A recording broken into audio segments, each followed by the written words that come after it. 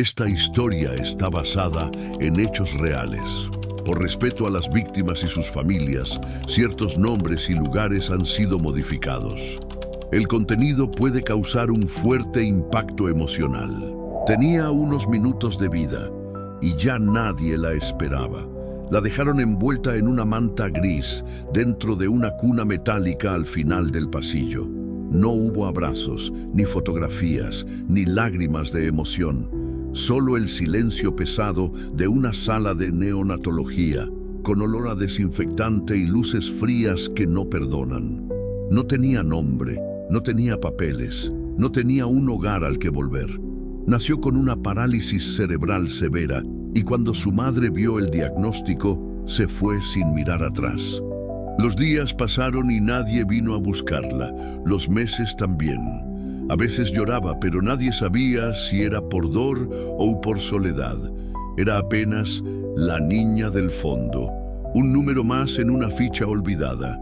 Los turnos cambiaban, los médicos se iban, pero ella seguía ahí, creciendo en una esquina del hospital, invisible para todos.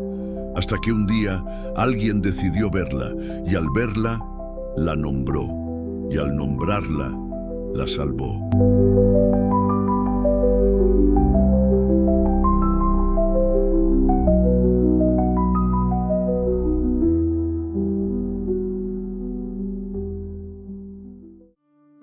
Tenía 8 años y jamás había escuchado su nombre.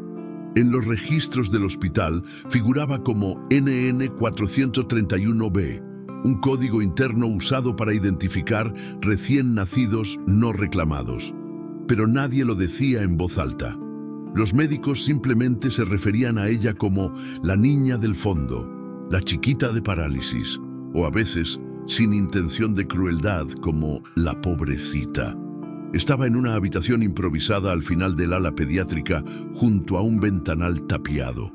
Su cama era una camilla vieja con barandas de metal, adornada apenas por una sábana fina y un peluche descolorido que alguien había dejado años atrás. Lucía, aunque aún no se llamaba así, no podía hablar, ni caminar, ni sostener objetos con firmeza, pero sus ojos estaban vivos. Observaban, seguían los movimientos, se detenían largos segundos en las personas que pasaban sin mirarla. Tenía un modo extraño de llorar, casi sin sonido, como si ya hubiera aprendido que el ruido no cambiaba nada. El hospital olía siempre a lejía, a guantes de látex, a comida recalentada en microondas, pero su rincón tenía otro olor: humedad, abandono y un leve perfume dulce que alguien alguna vez le roció en el cuello. Nadie recordaba quién. Quizás alguna enfermera joven, conmovida por unos días antes de resignarse al sistema. Carmen sí la recordaba. Había trabajado en ese hospital por más de 30 años. Había visto cosas que prefería olvidar: niños intubados, despedidas sin cuerpo, familias rotas por dentro. Pero la niña del fondo era distinta, no por su condición, sino por su silencio absoluto. Nunca había visto una criatura tan sola. Cada mañana, Carmen pasaba frente a la puerta. Al principio, solo la miraba. Luego, empezó a entrar. Le arreglaba la almohada, le hablaba bajito, le contaba lo que pasaba en otros cuartos. La niña no respondía, pero seguía sus palabras con los ojos. Carmen lo notó. Aquella criatura la escuchaba, sentía. Un día, mientras le acomodaba una mantita sobre los pies fríos, Carmen se detuvo y preguntó en voz baja: ¿Quieres que te cuente un cuento? No esperaba respuesta, pero la niña parpadeó 2 veces. Desde entonces, cada tarde, Carmen volvía con un libro distinto. Le leía cuentos clásicos, historias tristes, fábulas de animales que se perdían y encontraban el camino. La niña no entendía todas las palabras, pero reconocía la voz. Y eso bastaba.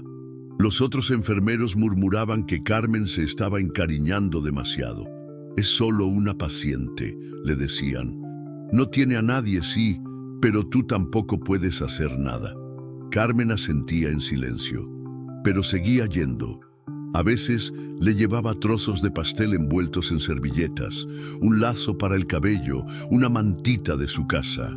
Fue una tarde gris, con el cielo cargado y los pasillos medio vacíos, cuando Carmen se atrevió. Se sentó a su lado, le tomó la mano, una mano pequeña y rígida, con los dedos casi inmóviles, y dijo: «No puedo seguir llamándote niña. Necesitas un nombre. ¿Puedo darte uno?». La niña giró lentamente la cabeza. Fue un movimiento sutil, pero claro. Carmen sonrió con los ojos húmedos. «Te llamarás Lucía, porque aunque vivas en la sombra, hay luz en ti, una luz que nadie quiso ver». Esa noche, Lucía durmió más tranquila, como si esa palabra, ese nombre, hubiera arropado su alma. Los días siguientes, Carmen empezó a llamarla por su nombre. «Buenos días, Lucía. Hoy te traje algo, Lucía. Vamos a peinar ese cabello hermoso, Lucía». Y poco a poco, algo comenzó a cambiar. La niña empezó a mover los ojos con más intención, a parpadear en ciertos momentos, a emitir sonidos suaves que antes no existían, como si algo dentro de ella estuviera despertando, como si, al ser nombrada, comenzara realmente a existir. El sistema, sin embargo, no lo entendía. Los directivos del hospital consideraban a Lucía un caso no solucionado. Era un expediente sin cierre, un error que nadie quería asumir. Carmen sabía que si se jubilaba, nadie más se ocuparía de ella, y eso le quitaba el sueño. ¿Cómo se deja sola a una niña que acaba de ser nombrada? Un sábado, Carmen decidió que ya no podía más. Fue al despacho del director médico y pidió una reunión. Con la voz firme pero dolida, explicó la situación de Lucía, su historia, su abandono, su pequeño despertar. El director la escuchó en silencio. Al final suspiró. «No es legal que le haya puesto nombre, Carmen», dijo con frialdad. «Pero tampoco es legal que la tengamos aquí desde hace 8 años sin identidad. Voy a ver qué se puede hacer». Esa noche, Carmen volvió al cuarto y le dijo al oído: «Quizás pronto puedas tener más que un nombre, Lucía. Quizás muy pronto». Tenía 9 años y recién ahora existía en algún lugar del mundo. La gestión del hospital, presionada por la insistencia discreta pero constante de Carmen, inició el proceso para darle una identidad legal. No era fácil. Los documentos originales estaban incompletos, la madre había desaparecido sin dejar rastro, y ningún juzgado quería hacerse cargo de un caso que no generaba titulares ni urgencia. Lucía seguía en la misma habitación, con las mismas paredes descascaradas, pero algo era diferente. Ahora tenía nombre, y alguien lo pronunciaba con ternura. Eso, para ella, era un milagro sin luces. Carmen comenzó a traerle música en un pequeño reproductor. Melodías suaves, canciones de cuna, piezas de piano. Lucía parecía escucharlas con atención. Su expresión cambiaba. A veces sonreía, apenas con una comisura de los labios, un gesto tan leve que pasaba desapercibido para cualquiera, excepto para Carmen. La enfermera no solo la cuidaba, la miraba con profundidad, como quien ve lo que otros no ven, y eso hacía toda la diferencia. Pero no todos compartían esa visión. Algunos médicos jóvenes se burlaban sin malicia, pero con ignorancia. «Carmen está criando un fantasma», decían en voz baja. «Esa niña no va a salir de esa cama nunca». Ella escuchaba, y cada palabra se clavaba en su pecho como un alfiler, pero no respondía. Prefería guardar la energía para Lucía, para las pequeñas batallas diarias que sí podía ganar. Un día, recibió una notificación del juzgado de menores. Se abriría un expediente oficial para asignar tutela provisional a la menor conocida como Lucía. Carmen tembló al leerlo. Era un paso real, concreto, hacia el reconocimiento legal. Sin embargo, también significaba que otros vendrían a verla, a evaluarla, a decidir qué hacer con ella, y eso le daba miedo. ¿Y si decidían trasladarla? ¿Y si pensaban que no valía la pena seguir cuidándola? Llegaron trabajadores sociales. Uno de ellos, una mujer de voz neutra y mirada práctica, hizo preguntas frías. ¿Cuál es su nivel de respuesta motora? ¿Ha mostrado signos de progreso cognitivo? ¿Cuánto cuesta su manutención mensual? Carmen respondió todo con serenidad, pero por dentro ardía de rabia. ¿Desde cuándo una vida se mide en cifras? Después de la visita, Carmen se sentó junto a Lucía y le acarició el cabello. «No van a entenderte como yo lo hago», susurró, «pero no dejaré que te quiten lo poco que tienes». Esa noche escribió una carta, no al hospital, no al juzgado, a Lucía, una carta que colocó bajo su almohada con letra temblorosa y tinta azul. «Si un día no estoy, recuerda que fuiste la luz de mis últimos años. Gracias por enseñarme a mirar distinto». La carta quedó allí, dormida entre las sábanas, pero Carmen no se fue. Al contrario, luchó con más fuerza. Habló con asociaciones de niños abandonados, buscó medios discretos para exponer la situación sin dañar a la niña, y logró que un pequeño grupo de voluntarios viniera a leerle cuentos, a sentarse junto a ella, a tratarla como algo más que un caso clínico. Lucía empezó a emitir sonidos más definidos. No eran palabras, pero eran diferentes. Carmen los grababa en su teléfono. «Esta es su voz», decía con orgullo, «su manera de decirnos que está aquí». A mediados de diciembre, un trabajador social distinto vino a verla. No llevaba papeles, traía un peluche nuevo. Se sentó a su lado, le tomó la mano con respeto y le habló como si ella pudiera responder. Carmen lo observó con sorpresa. Después él se acercó y dijo: «No sé si esto servirá de algo, pero quería conocerla en persona. Mi hermana tenía una discapacidad similar. Sé lo que cuesta que la gente vea más allá del cuerpo». Ese fue el día en que Carmen sintió, por primera vez, que quizás no estaba sola en su lucha, que existían otros ojos capaces de ver lo invisible. Las semanas siguientes fueron tensas. El hospital atravesaba recortes de presupuesto y varios directivos propusieron cerrar el ala donde Lucía vivía. Carmen protestó con fuerza. «Ella no es un mueble viejo que se pueda tirar. Es una vida, y ahora una vida con nombre». Algunos colegas se pusieron de su lado. Otros callaron. Pero el rumor del caso comenzó a esparcirse más allá de las paredes clínicas. Una periodista local, conocida por cubrir temas sociales, pidió permiso para escribir un artículo sobre los niños invisibles en los hospitales. No mencionó nombres ni rostros, pero el texto hablaba de una niña abandonada al nacer, con una enfermedad severa, que había comenzado a vivir cuando alguien la llamó por su nombre. El artículo se volvió viral, no por escándalo, sino por ternura. La gente comenzó a enviar cartas al hospital. «Para Lucía», decían en los sobres, dibujos, mensajes, incluso pequeños donativos. Carmen las abría una por una, leyéndole en voz alta. «Una señora de Valencia dice que quiere enviarte una manta tejida por ella». Un niño de 8 años escribió que también se sintió solo y que te entiende.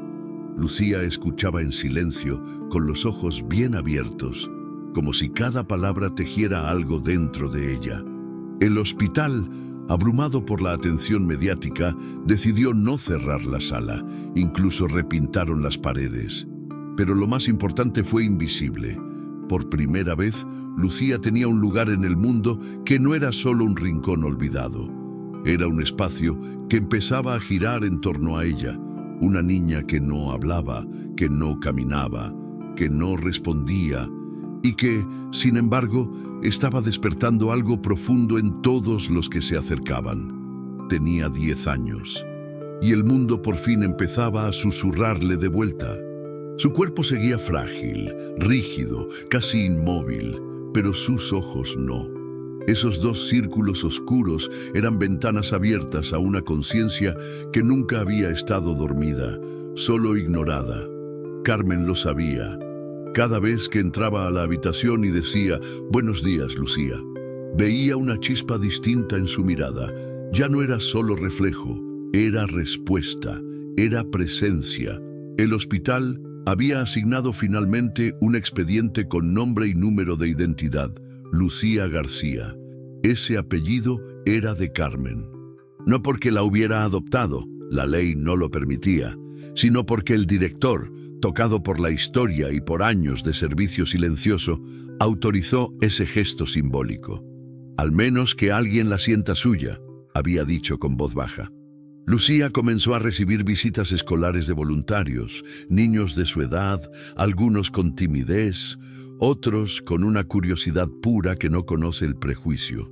Le leían cuentos, le hacían dibujos, le ponían pulseritas de hilo en la muñeca derecha, la única que podía mover apenas. Un día, una niña le cantó una canción que hablaba de árboles solitarios. Al final, Lucía cerró los ojos por unos segundos y soltó una lágrima. Carmen la secó con los dedos y susurró, «Estás viva por dentro, y eso es todo lo que importa». Pero no todos los días eran así. Había mañanas grises en las que Lucía parecía mirar al vacío, como si los años de silencio regresaran a buscarla. Carmen temía esos momentos. Le hablaba más, le acariciaba el cabello con más ternura, le traía fotos de flores o sonidos de mar en una radio pequeña.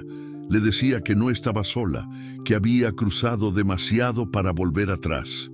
El invierno llegó con fuerza.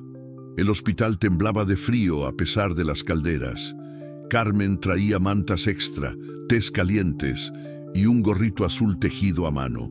A veces se quedaba más allá de su turno.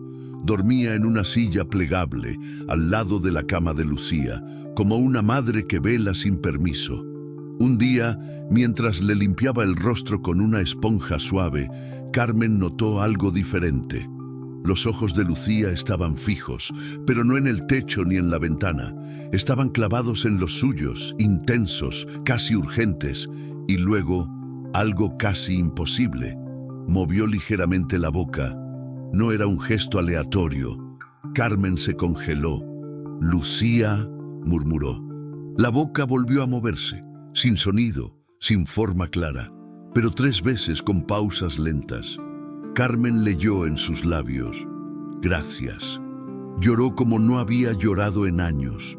De rodillas junto a la camilla, con la frente apoyada en la sábana, con una gratitud que le quemaba el pecho. Aquella niña que el mundo había ignorado durante una década acababa de hablar. O casi. Pero no importaba. En ese casi cabía todo. Las semanas siguientes fueron una mezcla de esperanza y cautela. Carmen grabó los intentos de movimiento, llevó los videos a especialistas, pidió evaluaciones nuevas. Algunos médicos seguían escépticos. «Es una ilusión afectiva», decían. «Usted proyecta deseos», pero otros empezaron a observar mejor. Una terapeuta del lenguaje, joven y sensible, pidió permiso para trabajar con Lucía 2 veces por semana. Carmen aceptó y acompañó cada sesión como quien acompaña una sinfonía. Lucía comenzó a responder con más intención. No hablaba aún, pero emitía sonidos que seguían estímulos. Movía un dedo ante ciertas palabras, cerraba los ojos ante otras, reaccionaba al nombre Carmen con una especie de jadeo leve, como si ese fuera su modo de sonreír. Era un lenguaje secreto, sutil, pero absolutamente real. Mientras tanto, el pequeño rincón de la pediatría que antes era gris se había transformado. Había cortinas con colores suaves. Un mural pintado por voluntarios mostraba un campo abierto con árboles, mariposas y una niña sentada bajo un cielo de acuarela. Carmen decía que era Lucía cuando sueña. Nadie lo contradecía, pero la salud de Carmen empezaba a flaquear. Tenía arritmias, dolores articulares y una fatiga que no confesaba. El cuerpo le pasaba factura por los años de noches mal dormidas y el corazón demasiado lleno. Un médico la apartó un día y le dijo, «Deberías pensar en cuidarte tú también». Lucía te necesita viva. Carmen sonrió con tristeza. Lo sé, pero si no le doy todo ahora, ¿quién se lo dará después? Aquella noche, al llegar a casa, se sintió mareada. Cayó sobre el sofá y durmió más de 12 horas. Al despertar, tuvo miedo. Miedo de no despertar una próxima vez. Entonces tomó una decisión. Escribió un documento. No era un testamento. Era una carta de amor legal. Un pedido formal para que si algo le sucedía, el hospital garantizara que Lucía siguiera recibiendo visitas, terapia, música y sobre todo alguien que la llamara por su nombre. Llevó el sobre sellado al director. Él lo recibió con respeto. No sé si la ley puede cumplir todo esto, Carmen, pero yo sí puedo intentarlo. Días después, Carmen volvió con una fuerza nueva. Se sentó junto a Lucía. Le mostró un dibujo de un barco navegando entre estrellas y le dijo: así vamos tú y yo, contracorriente, pero avanzando. Lucía la miró largo rato, con esa calma profunda que no se aprende en la escuela ni se enseña en clínicas. Afuera llovía, dentro había calor, y aunque aún no hablaba, Lucía dijo todo. Tenía 11 años, y por primera vez entendía lo que era perder. Carmen no vino ese día, tampoco el siguiente. Nadie le explicó por qué. Los días pasaban lentos, con el sonido de los pasos lejanos en los pasillos del hospital y el eco de voces que no eran suyas. La música ya no sonaba, los cuentos no llegaban, solo el silencio y el miedo, porque en su universo pequeño y frágil, Carmen era todo: su voz, su abrigo, su puente al mundo. Lucía no podía preguntar qué pasaba, pero lo sentía. Su cuerpo, que había aprendido a responder con pequeños gestos, se cerró de nuevo. Las manos tensas, los ojos fijos en el techo, como si esperara algo que ya sabía que no vendría. A veces, los voluntarios intentaban consolarla, pero ella no reaccionaba. No con ellos. No sin Carmen.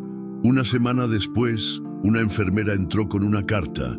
No era un parte médico ni un informe social. Era de Carmen, escrita con su letra temblorosa sobre un papel perfumado con lavanda. La colocó sobre el pecho de Lucía y dijo: esto es para ti, mi niña. Un voluntario la leyó en voz alta.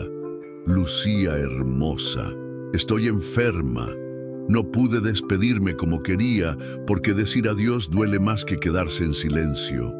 Pero quiero que sepas que cada día contigo me enseñó a ver la belleza en lo inmóvil, la fuerza en lo pequeño, la esperanza en lo imposible. Si esta es mi última carta, que sepas que viví mis mejores años a tu lado. Te llamé Lucía porque tenías luz, pero eras tú quien iluminaba mi oscuridad. Lucía parpadeó. Lenta, profundamente. Fue el único gesto en horas. Luego cerró los ojos y una lágrima rodó por su mejilla. Nadie dijo nada.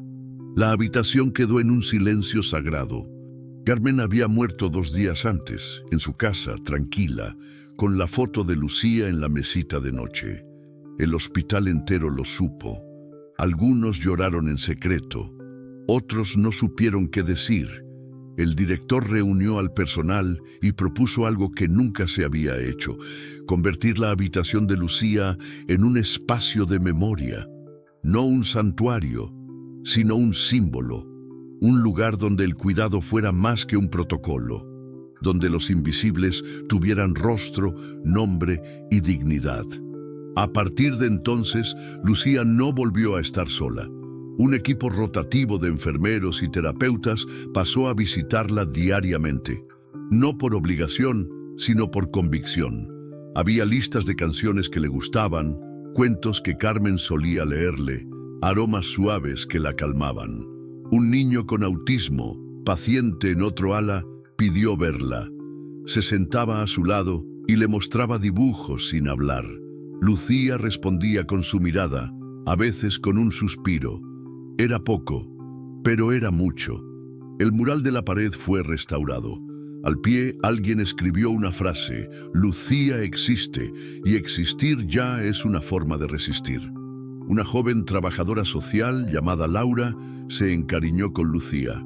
La visitaba fuera de turno, le hablaba de la ciudad, de los árboles, de cómo se sentía el sol en la cara.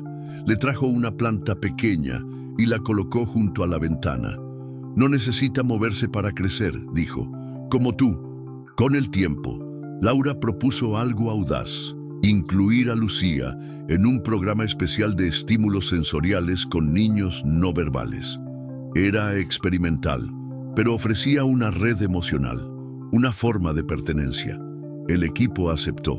Lucía fue llevada en su camilla a una sala decorada con luces suaves, sonidos del bosque y objetos con texturas. Allí, rodeada de otras infancias rotas pero vivas, Lucía parecía florecer de un modo inexplicable. No hablaba, no caminaba, pero algo se expandía en su presencia. La terapeuta lo describió así: ella no responde como esperamos, pero transforma todo lo que toca. Un día, durante una sesión, una niña pequeña con parálisis parcial le tomó la mano. Nadie lo pidió, nadie lo planeó. Fue espontáneo. Lucía no se movió, pero soltó un sonido, un murmullo leve, casi un suspiro largo. La terapeuta lo grabó. Al volver al hospital, lo reprodujeron en su habitación, y cada vez que lo escuchaban, todos sentían lo mismo. No era dolor, era gratitud. Pasaron los meses. Lucía cumplió 12 años. Laura organizó una pequeña fiesta.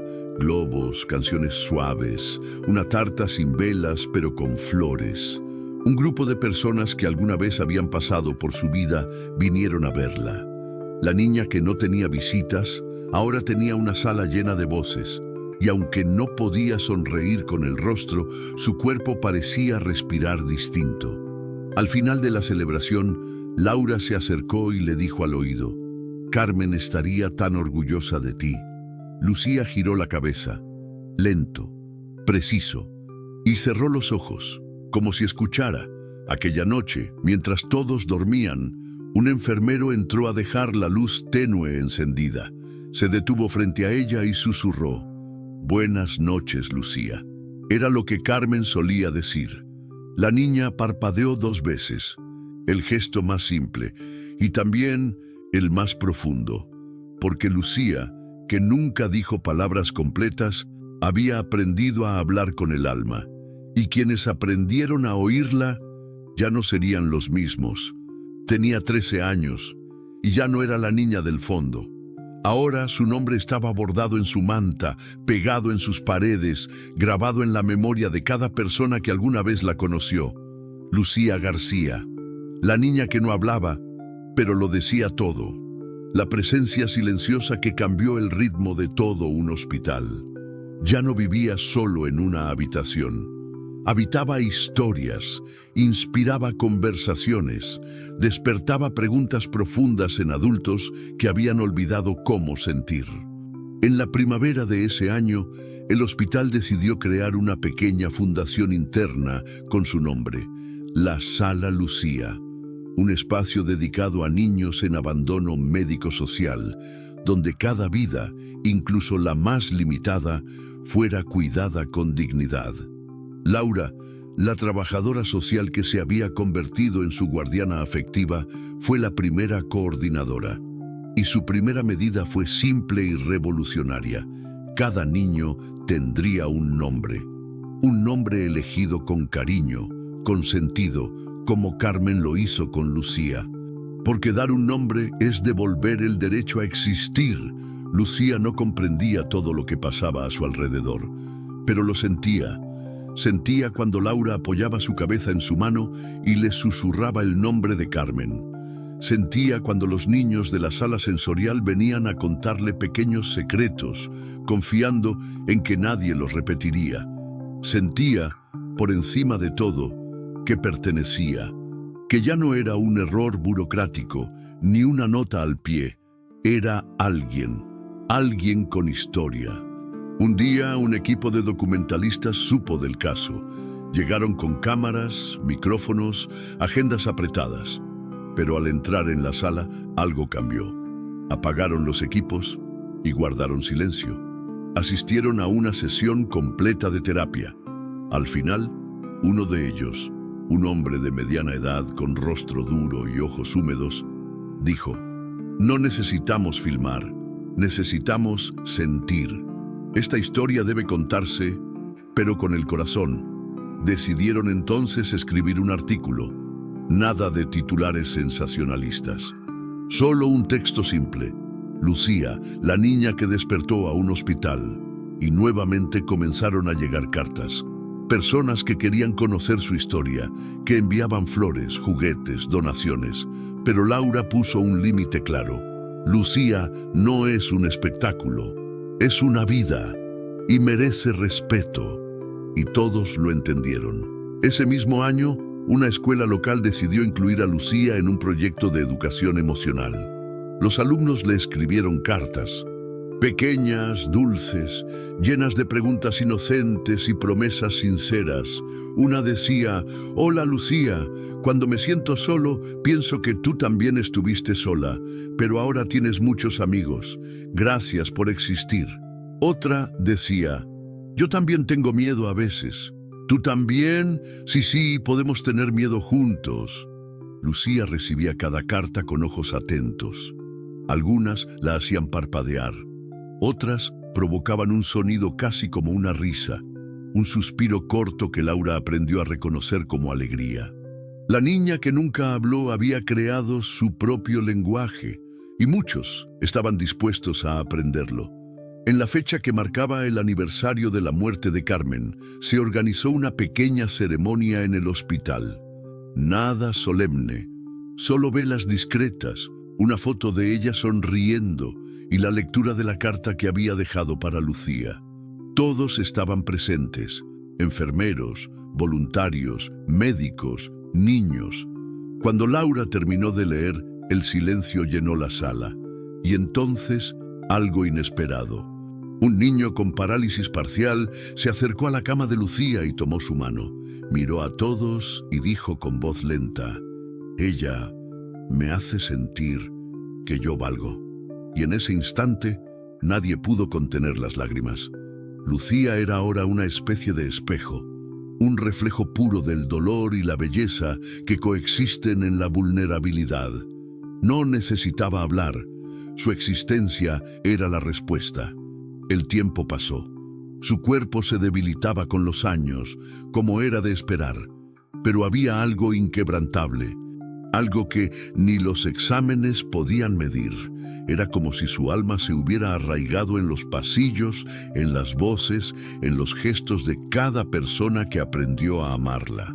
Cuando cumplió 14 años, Laura le dio un regalo especial, un collar con un dije en forma de gota. Dentro, una foto diminuta de Carmen sonriendo. "Para que nunca olvides quién te vio primero", dijo. Lucía movió ligeramente la cabeza. Un sí, el más hermoso de todos. Esa noche, al salir de la sala, Laura lloró. Pero no de tristeza. Lloró porque entendió que Carmen no se había ido. Carmen estaba ahí, en cada sonrisa despertada por Lucía, en cada niño que como ella había sido olvidado y reencontrado, en cada nombre que ahora existía. Y entonces, algunos meses después, llegó el día en que Lucía durmió y no despertó. Fue una mañana silenciosa, sin dolor, sin prisa, solo el cese de una respiración tranquila, como quien concluye una misión. Laura la encontró con los ojos serenos, el collar sobre el pecho y una carta doblada bajo la almohada. No había forma de que la hubiera escrito, pero ahí estaba, con la letra de Carmen, la misma de antes, la misma carta, como si la vida, en un último gesto de ternura, hubiera cerrado el ciclo. Lucía fue sepultada con flores amarillas como las que le gustaban a Carmen. En la lápida, una placa simple: Lucía García, la niña que dio nombre al silencio. Y así, lo que comenzó con ausencia terminó con presencia. Lucía ya no necesitaba ser cuidada. Ahora era ella quien cuidaba de todos.